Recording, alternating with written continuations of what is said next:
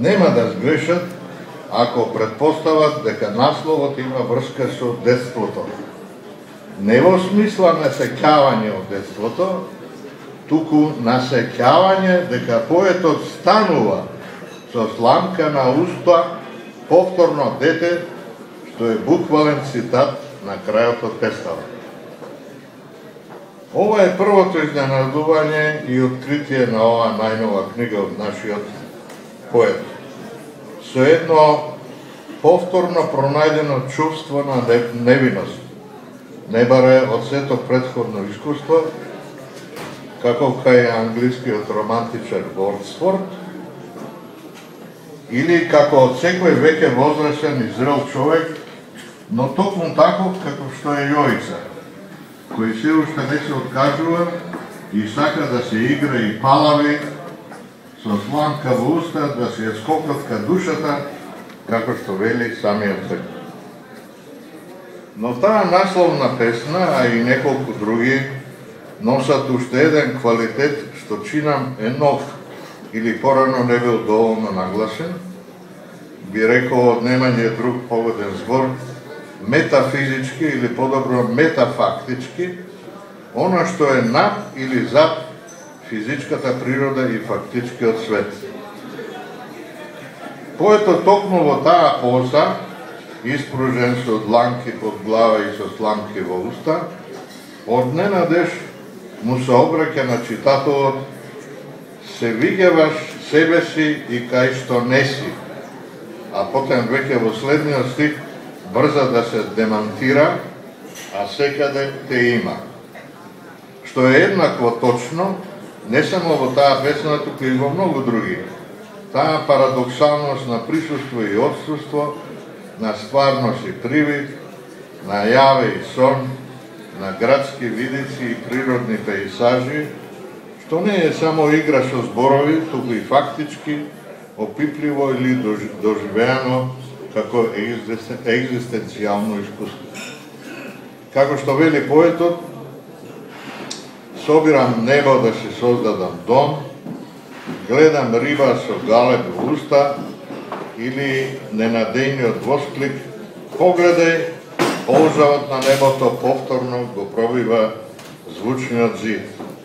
Или описот на ноќта како најприродната сенка, каква што не може да фрли ни планина, туку само самата топка земјина.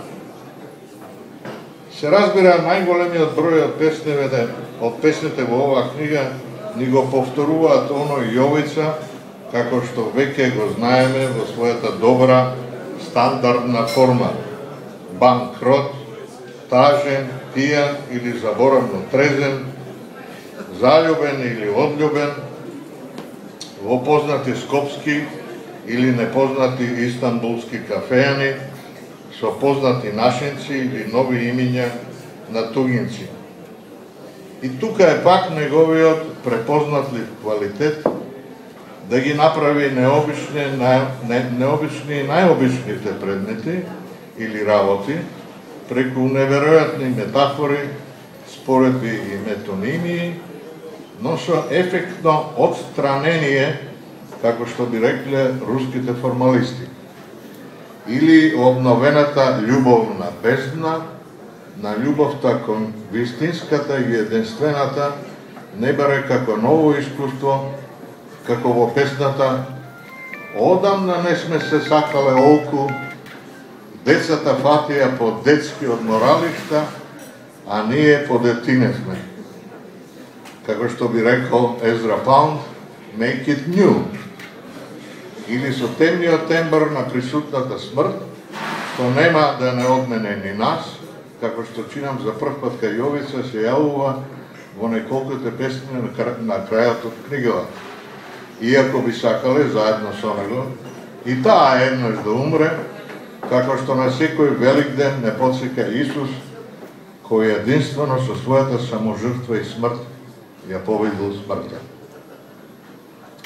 И на крајот, да нема забуна, нашиот поет се останува штурец во секоја смисла, можеби не е многу музикален, но никогаш тривијален, какви што се почесто оние поети кои педантно и трудолюбиво како мравки си ги запишуваат и ловат впечатоците, идеите и мислите, но иако цената постојано им расте, не баре како на златото, од тенеќе злато не бидува, како што вели со народот и Јовица.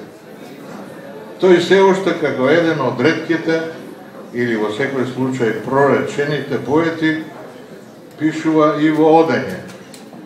Вели, важно е да го фатам моментот, да пишувам кога ќе ми дојде, макар и со прст во воздух, макар и со ум на друм. Макар и да сурфа како по интернет, ловејќи ги своите фантазии, посетувајќи ги се уште непосетените светски центри и урнеци. Што би рекол покојниот југословенски и светски писател Данило Киш, пишувам само кога не можам поинаку. Па затоа и јас ќе ви се придружам вашите честитки и желби и ќе повторам заедно со него, нека му свири уште штурчето, sejedno dali во левата или десната ушна школка. И нека му е затоа лето преку цела година, па дури и во ваша плодородна есен.